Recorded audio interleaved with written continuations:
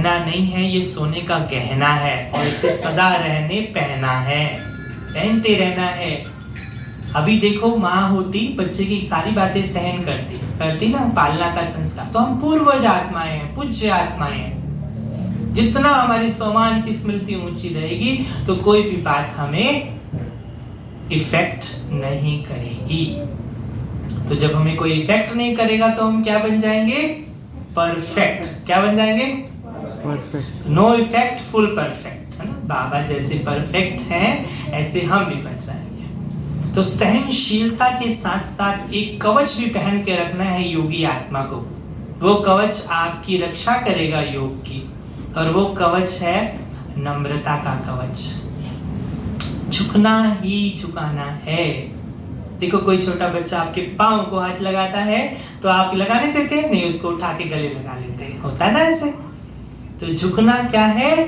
झुकाना है। तो नम्र बने। योगी का पहला स्वभाव है नम्रता।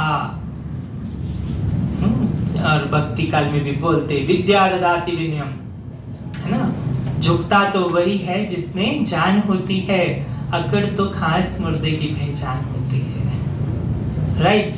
तो अकड़ना अभिमान किस चीज का? जो पाया प्रभु का देन भगवान श्री बाबा ने हमें दिया, तो किसी की दी हुई चीज पे कैसा अभिमान? राइट। अहंकार, निरहंकारी आत्मा निरंतर योगी हो सकती है। तो बनना है ना।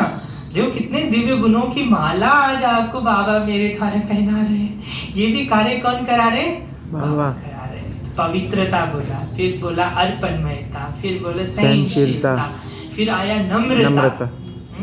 तो जिनके अंदर ये गुण होंगे वो मधुरता से संपन्न होंगे। ज्ञान की मीठी वर्षा ऐसे करेंगे जैसे लगेगा फूलों की वर्षा हो रही हो। फील हो रहा है आपको? हो रहा है। तो ये फूलों की जो वर्षा है, ये ज्ञान गुण शक्तियों की जो वर्षा है, ये मधुरता वाली आत्मा कर सकती है। योगी आत्मा सदा मधुर बोलेगी।